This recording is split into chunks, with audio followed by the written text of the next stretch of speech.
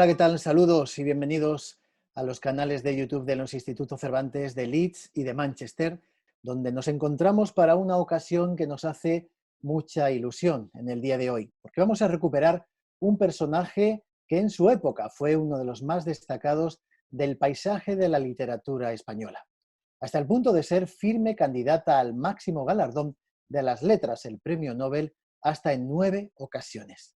Y hablamos de la escritora cántabra Concha Espina, que en este año, en el 2020, se cumplen 65 años de su fallecimiento. Para abordar una tarea tan necesaria como esta, hoy tenemos el gusto de contar en nuestro programa, en esta actividad cultural, con una escritora especialista en materia de género. Hablamos de la escritora María Viedma. Hola María, ¿qué tal? Bienvenida al Instituto Cervantes. Hola, muy bien, encantada, muy contenta de estar con vosotros. Muy feliz, sí. Bueno, la felicidad es nuestra por tenerte hoy aquí en el programa como invitada especial. Hay que decir que María es licenciada en Filosofía por la Universidad de Málaga, es autora de numerosos artículos y trabajos relacionados con la historia de las mujeres, entre ellos el ensayo Historia de la masonería desde una perspectiva de género, que mereció el premio de investigación María Isidra de Guzmán del Ayuntamiento de Alcalá de Henares. Con la novela histórica El mar de Salomón dio el paso a la ficción y en el año 2019 publicó Taxil, nunca digas la verdad, repitiendo en el campo de la novela histórica. Es además colaboradora habitual de los diarios digitales Málaga al Día y el Diario Crítico, así como el semanario El Sol de Málaga y varios medios especializados en literatura. María ha sido técnica superior del Instituto Andaluz de la Mujer y más tarde abrió su propia consultoría de investigación social, diseño y evaluación de proyectos. Vemos, María, que no has perdido el tiempo, desde luego.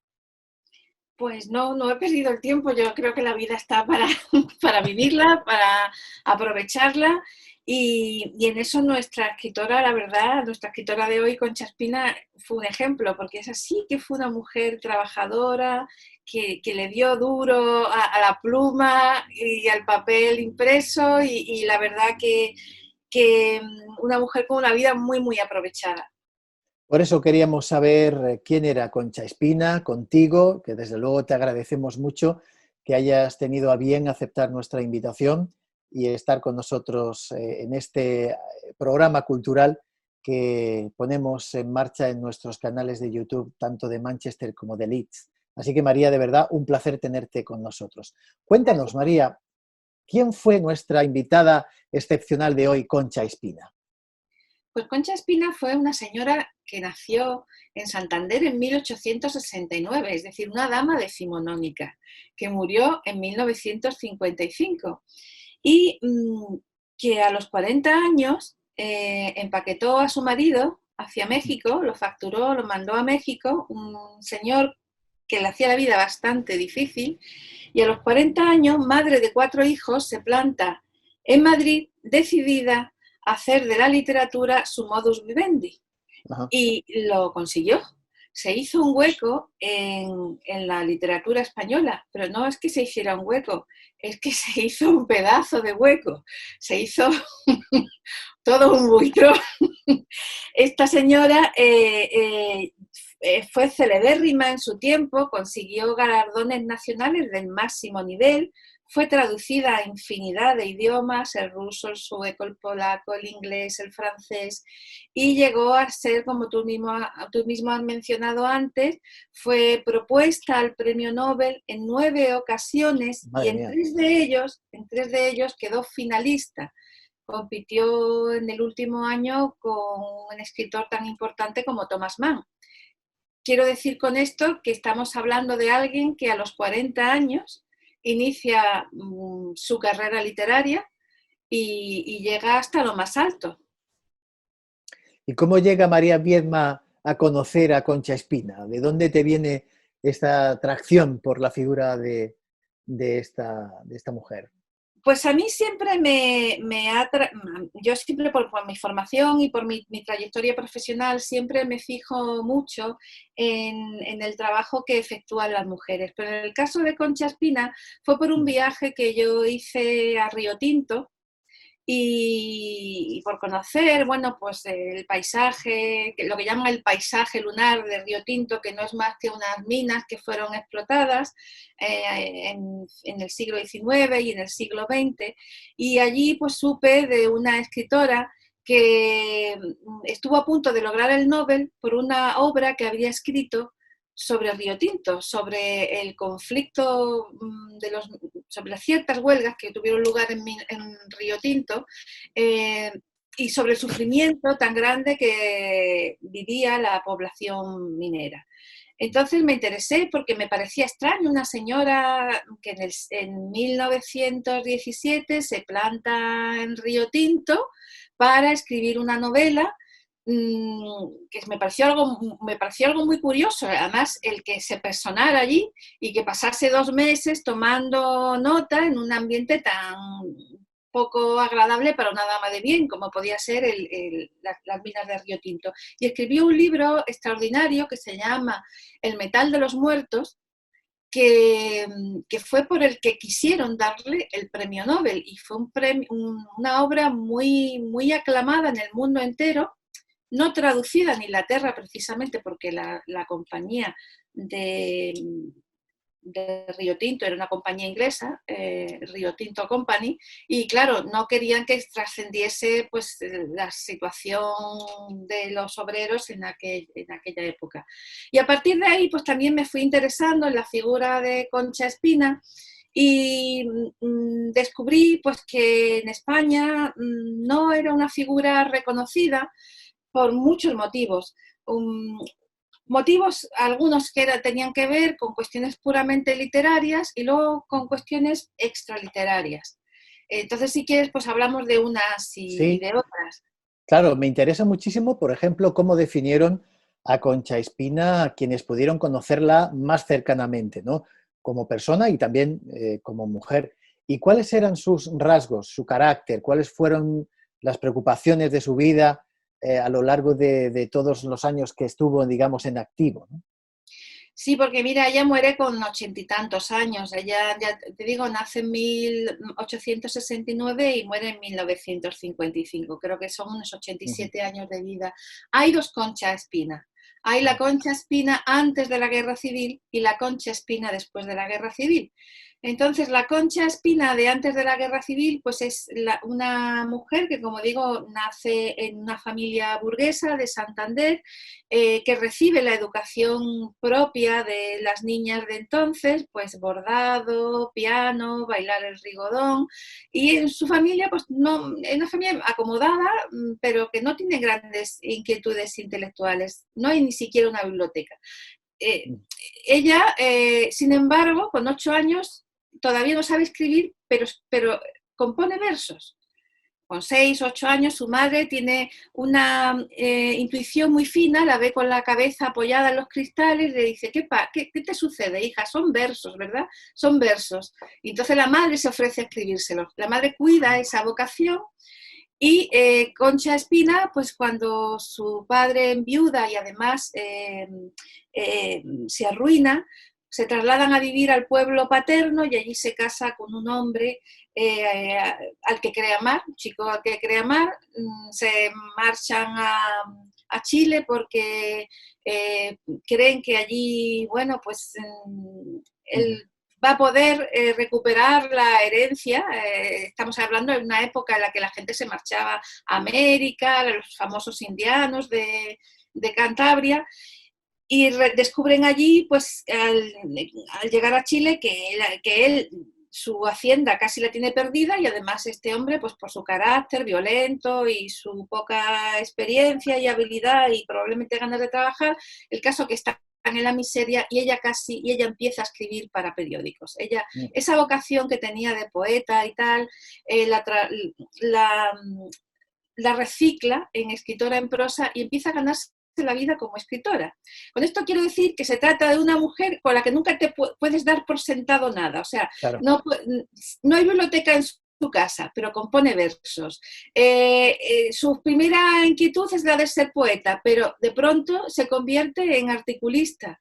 Y y de la desesperación de un matrimonio desgraciado y de verse con 2 hijos pequeños, pues de eso, de la necesidad hace virtud y empieza a escribir. Retornan a España.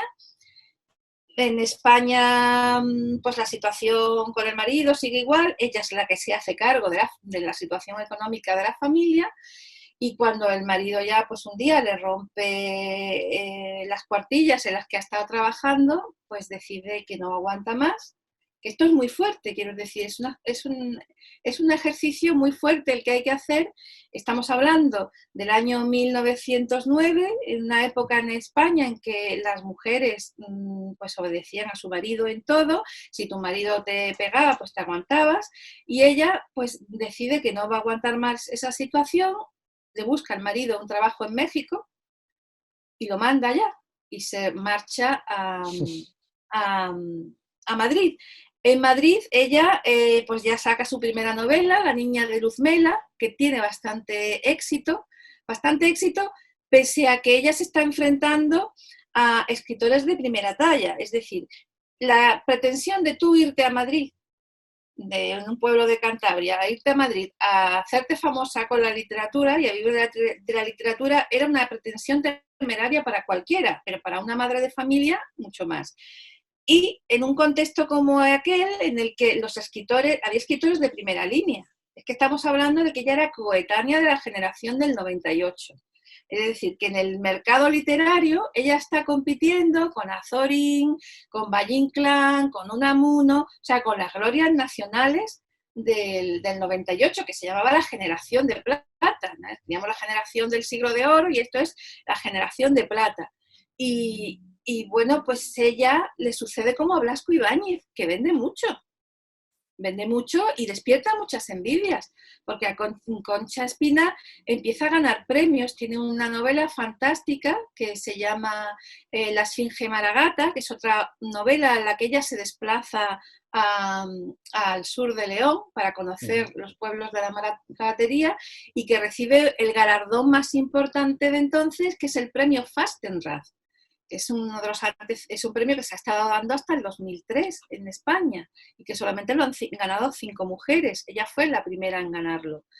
Entonces, Concha Espina pues era una mujer que admirada por algunos grupos y por otros grupos pues un poco rechazada, ¿no? Un poco mucho. Azorín, por ejemplo, le despreció un ejemplar firmado. Hay que entender también que ser mujer y trabajar estaba mal visto, pero además ser mujer y trabajar en la literatura no era precisamente un adorno. Entonces, Concha Espina empieza a escalar en el mundo de la literatura, a ser famosísima. El propio rey Alfonso XIII le concede la banda de damas de María Luisa, además se la concede de una manera muy, muy singular, porque era la primera vez que se concedía por mérito profesional, porque siempre se había concedido por cuestiones de linaje y tal, y además la convierte en embajadora de su voz en América Latina, coincidiendo que a ella la están invitando en Vermont, el Middlebury College, la invita a dar un seminario de 7 semanas sobre su obra, porque es que había universidades en América que incluían en su programa de estudios la obra de Concha Espina. Entonces ella viaja hasta Estados Unidos, está en Nueva York, la nombran miembro honorario de la Sociedad Hispánica de Nueva York, que es una sociedad muy prestigiosa, o sea, algo así un poco como el Instituto Cervantes de entonces.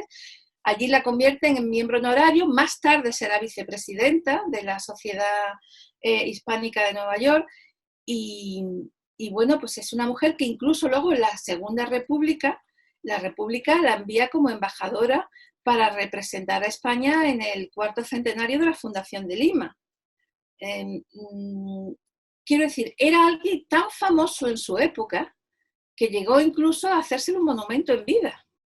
sea, Qué Alfonso maravilla. XII, Alfonso XIII quiso concederle un título nobiliario y ella, como era republicana, porque ella era originalmente ya era republicana, pues lo rechazó, pero le hicieron un monumento en la ciudad de Santander, que además por suscripción popular, o sea que la gente daba dinero para tener un monumento de Concha Espina en su ciudad, lo cual es muy significativo porque en España, como en casi ningún sitio, pues nadie es profeta en su tierra. O sea, eres profeta en tu tierra una vez que te han reconocido fuera. Y digo que el hecho de que ella tuviera en vida un monumento en su ciudad es un indicador de lo muy apreciada que era en el extranjero. Sí, sí. Porque es que se la había traducido hasta al ruso, al sueco, y además ya se la había presentado 3 veces al premio Nobel. ¿Por qué no gana el premio Nobel? Entre otras cosas, porque habría mejores candidatos, lógicamente, pero porque le faltaron los apoyos de la Real Academia Española, donde nunca Vaya, pudo entrar. En la Real increíble, Academia, ¿verdad? sí, sí, la Real Academia se la propuso 2 veces, en el año 28 y en el 45, y no pudo entrar. No pudo entrar, pues, por las envidias propias del entorno literario y pesó mucho también que es que era mujer, es que esto de que una señora de pronto hubiera copado el hit parade de la literatura, pues debía de doler bastante. Eso Creo que me he era, muchísimo. no, no, no, eso era una cuestión, ¿verdad?, generalizada en toda la sociedad occidental, esa situación de Y la ella lo mujer. denuncia mucho en sus novelas. La Ajá. situación de opresión de las mujeres es una situación es algo que está muy presente en sus novelas. De hecho, tiene una que es la más feminista de todas, que es La Virgen Prudente, en la que se muestran las dos mujeres, que la mujer que ella quiere que desaparezca, que es la mujer sometida, la mujer privada de oportunidades para estudiar, y la protagonista, que es Aurora de España, nombre bastante simbólico, ¿no?, que es una mujer joven, que es licenciada en Derecho y que además promueve el sufragio femenino. Y esa es una de las novelas más feministas de ella. Luego tiene otras en las que lo que se pone de relieve pues es eso, los matrimonios por conveniencia, la falta de oportunidades que tienen las mujeres, las pocas posibilidades de trabajar, situaciones de violencia y de agresión sexual, de malos tratos, el drama de la prostitución, de la trata de blancas. Ella aborda muchísimas situaciones. Casi todas las novelas las mujeres son protagonistas. Y un dato curioso es que muchas de ellas se llaman Soledad, porque es algo que ella sufrió mucho en Mucho sus tiempo. carnes, la soledad. Claro.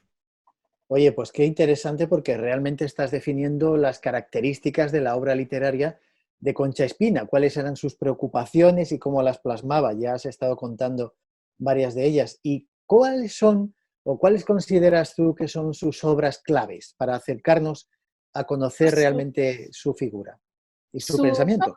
sí, claro, pues mira, sus obras clave, la obra maestra de ella es El metal de los muertos. Es una obra que, como digo, la escribió tomando notas directamente en Río Tinto y en Nerva. Ella se alojó en Nerva. Además, se alojó en Nerva para no estar en Río Tinto y no sentirse presionada por la compañía, por los gerifaltes de la compañía minera.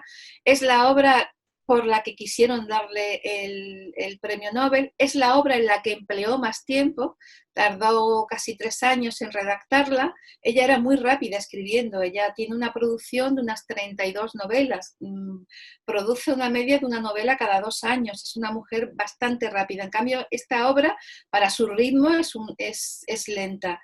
Y otra obra clave fundamental es La Esfinge Maragata, que es una obra que se anticipa un poco al cuento de la criada, en el sentido de que narra la historia de una comarca al sur de León en la que solamente hay mujeres. Hay solamente mujeres porque los hombres emigran de una tierra durísima a la que arrancarle los frutos es muy difícil, son las mujeres las que se quedan labrando la tierra, las que se quedan bregando con las bestias, y los hombres retornan una vez al año para embarazarlas. Los maridos retornan una vez al año para dejarlas embarazadas y que continúe la estirpe de maragatos. Tiene hasta valor antropológico la Sí, sí. novela. Entonces son pues dos piezas muy interesantes. La Virgen Prudente es una pieza muy interesante. Y bueno, comentando un poquito, que he dicho antes que había dos Conchas Pina, una antes de la Guerra Civil y otra después de la Guerra Civil. Hay motivos literarios por los que, bueno, Concha Espina ha sido olvidada. Los motivos literarios es que su obra es muy singular. Ella no se la puede escribir una corriente concreta, ni al realismo, ni al romanticismo, ni tampoco a la novela social estrictamente. Ella es una mezcla de todo eso. Ella es realista, pero a la vez es muy lírica.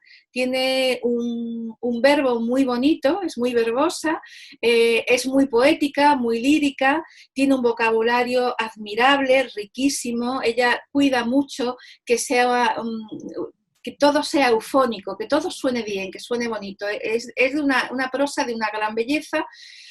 Pero ella no tiene continuadores, no tiene discípulos, con lo cual es fácil en ese sentido que haya quedado desplazada porque no ha tenido continuadores. Y Claro. luego otra razón de peso es esta literaria, y es que después de los años 50 la crítica internacional presta poco atención a aquellos escritores españoles que estuvieron vinculados al régimen de Franco y ella lo estuvo, es decir, ella en el año 36 se posiciona claramente en favor del bando sublevado y hay que decir que tenía 67 años y cuando acaba la guerra Concha Espina tiene 70 y está completamente ciega, ¿eh? Estamos hablando de una señora completamente ciega y durante buena parte de los años que le quedaron, que fueron 15 por vivir, y que estuvo completamente ciega, pues es verdad que contribuyó con su literatura a hacer propaganda del régimen. Con todo, hay que decir que en esos años, pues a mí me llama la atención una señora que se queda ciega y que aprende braille y sigue produciendo, sigue escribiendo, porque ella escribió hasta el final de sus días, escribía para muchos periódicos y escribió varias novelas y escribió incluso cosas de cierto interés, porque ella fue la que rescató un poemario secreto, perdón, un epistolario secreto entre Machado y Guiomar, y nos contó los amores secretos de Machado y Guiomar. Y luego también nos contó los amores secretos, bueno, no secretos, el noviazgo de Menéndez Pelayo con una joven andaluza. O sea que también hubo algunas obras rescatables de aquella anciana, bueno, pues totalmente ya vinculada al régimen, porque aunque ella había sido republicana, a ella le puede mucho su fe católica. Y ya sabemos que hubo una serie de circunstancias, como quema de conventos y violaciones de monjas y asesinatos y tal, que a ella la posicionaron claramente en en el bando sublevado. Tenía hijos en ese bando, como eran pues Víctor y Luis, que curiosamente fue el que cuando se proclama la República fue el que colocó en Correos en Madrid, fue el que colocó la bandera republicana, un chaval de 15 años, su hijo Luis, y luego su hijo Ramón, que es un excelente, es para hacer otro trabajo sobre él, es un excelente intelectual que representa a la Tercera España, que se quedó en Madrid y luego se exilió a Chile. Y también es un personaje muy interesante porque fue un grandísimo intelectual, fue el que tradujo del alemán al castellano casi todos los pensadores y filósofos alemanes y tradujo una parte de la obra de Jung. Y, y bueno, pues una familia que también queda de alguna manera dividida, ¿no? Dividida por la guerra. ¿Cómo se llama su hijo? Ramón de la Serna, el otro Ramón, él mismo se llamaba el otro Ah, Ramón, el porque otro Ramón. coincidía con Ramón, sí. De hecho, cuando Concha Espina va a visitarlo en los años 20 a Alemania, él le presenta pues a Bertolt Brecht, a Kandinsky, porque Concha Espina, ya digo que es alguien que no hay que dar nada por sentado con ella, ella tenía una mentalidad bastante abierta en el plano intelectual. Y bueno, pues a través de la mano de su hijo pudo conocer a todos esos intelectuales. Y luego pues recuerdo una lectura que hice hace ya tiempo, su nieto, pues relatando cómo cuando su abuela estaba ciega, y estamos hablando ya de los años 50, él le leía el Ulises de Joyce. Fíjate. Y que a Concha Espina le gustaba, o sea, lo escuchaba con devoción. Y una cosa, ¿crees que se le ha hecho de alguna manera justicia a la figura de Concha Espina? Pues creo que no, Es decir, creo que hemos no. visto cómo se ha hecho de alguna manera justicia y muy merecida a la figura, por ejemplo, de María Zambrano, ¿no? O ¿Crees que Carmen de Burgos, todavía... ¿Perdón? o Carmen de Burgos, por ejemplo. Exacto. ¿Crees que todavía es una tarea pendiente, digamos, poner de relieve lo que fue Concha Espina? Yo creo que sí, porque yo creo que nos hemos quedado con la Concha Espina franquista y Ajá. hemos obviado que la mayor y mejor producción de Concha Espina es la de antes del 36 y que fue una figura conocidísima en el mundo entero y con una calidad literaria bastante, vamos, indiscutible, hasta el punto de ser finalista al Nobel. Cualquiera no es finalista al Nobel. Entonces yo creo que no se le ha hecho justicia y que sobre ella ha pesado demasiado eh, pues su posicionamiento de la guerra civil y durante el franquismo. Y repito, bueno, pues era una anciana. Concha Espina era una anciana ciega cuando termina la guerra civil. Ya entiendo. ¿Y por Y qué sí, bueno, es debería... verdad, su literatura de propaganda del régimen, pero es que muchos la hacían también. Sí, claro, no fue ella la única sin duda alguna. No era cosa tampoco Eh, de distinguirte mucho, sí, sí, sí. de significarte mucho en contra, vamos, ya sabemos qué pasaba cuando te significabas, ¿no? efectivamente. ¿Y crees que todavía hoy día Concha Espina nos aporta a día de hoy cosas? ¿Crees que su discurso sigue siendo vigente? Cuéntanos en ese sentido, ¿cuáles serían aquellos puntos en los que hoy deberíamos servirnos de Concha Espina para guía de algo? Pues Concha Espina nos sirve mucho para conocer la situación de la mujer entonces. Yo creo que ella, como la mayoría de sus protagonistas son mujeres, nos sirve mucho para rescatar cómo sentían, cómo vivían y cuáles eran los problemas de las mujeres de entonces. Eh, yo creo que para eso nos sirve muchísimo Concha Espina. Y para otra cosa que nos sirve muchísimo es para enriquecer nuestro vocabulario. Tiene una prosa muy bonita, muy florida, muy verbosa, muy poética y tiene un vocabulario tremendo, tremendo, porque ella sentía una gran devoción por el español. Eso coincide mucho con los escritores del 98, en Ajá. ese respeto y en ese querer estar en lo más añejo del castellano. Ella coincide mucho en eso con los del 98. Mal que le pesara a los del 98 y mal que le pesara a ella. Y también coincide con ellos pues en esas preocupaciones sociales, en esas preocupaciones por esa España que estaba en decadencia. Eh, pues sí, yo creo que habría que hacer una mirada a la obra de Concha Espina para recuperar esas cosas, ¿no? Recuperar un poquito el pulso de lo que fueron las vivencias de las mujeres en aquellos años, en los años de la monarquía y en los años de la república. Y también, ¿por qué no? En algún momento es interesante ver lo que ella cuenta del bando en el que ella se posicionó. Yo creo que todo es interesante. De hecho, ella tiene un libro que es el diario del tiempo en el que ella estuvo en arresto domiciliario. Entonces ella pues va haciendo un poco un relato del cuál era su día a día, con noticias llegadas de Santander y tal. Y bueno, pues todo yo creo que es leíble, la verdad.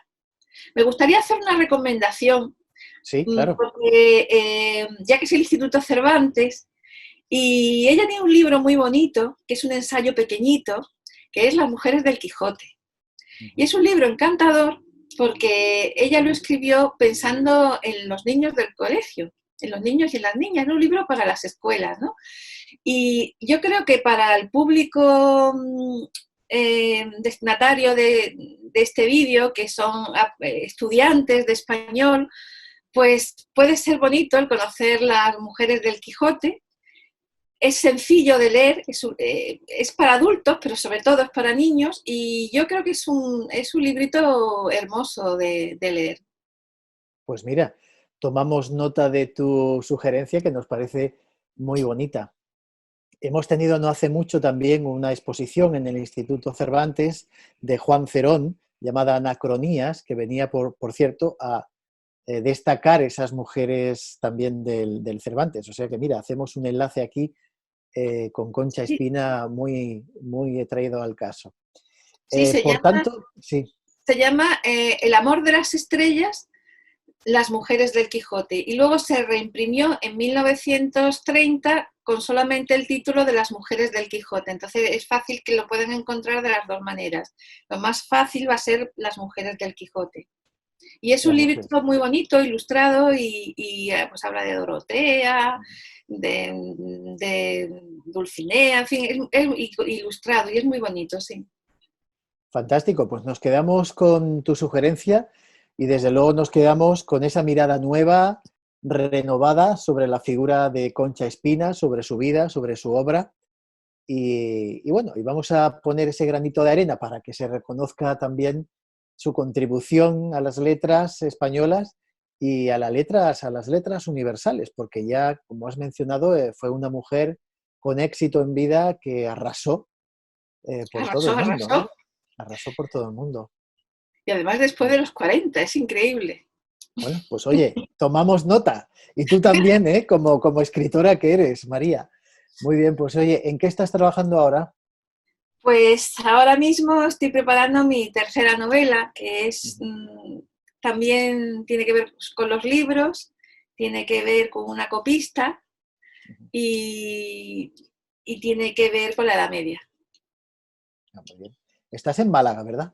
Yo vivo en Málaga y ahora mismo os estoy hablando desde Málaga. Muy bien, pues tiene mucha suerte de estar en una ciudad tan maravillosa, con tanto arte, ¿verdad? Con tantos Sí, sí, sí. museos, con tanta tradición también literaria. Sí, sí. Magnífica. De manera que enhorabuena por tu trabajo y gracias, sin duda, por haber estado con nosotros para desgranar un poco más la figura tan evocadora e interesante de Concha Espina. Muchísimas gracias, María. Gracias a vosotros. Gracias a ti por habernos acompañado y desde luego a todos ustedes les seguimos invitando a seguir en nuestros canales, a los canales de YouTube, tanto del Instituto Cervantes de Manchester como del Instituto Cervantes de Leeds, que por favor le den al like y también que se suscriban a nuestros canales para estar siempre al día de todas las actividades culturales que todavía estamos haciendo desde casa, en este caso porque aún el centro pues permanece cerrado al público y sobre todo no tenemos actividades culturales en nuestro magnífico salón de actos y que esperamos que pronto, ¿verdad?, podamos volver. Muchísimas gracias y aquí estamos a vuestra disposición. Gracias por escucharnos. Hasta luego.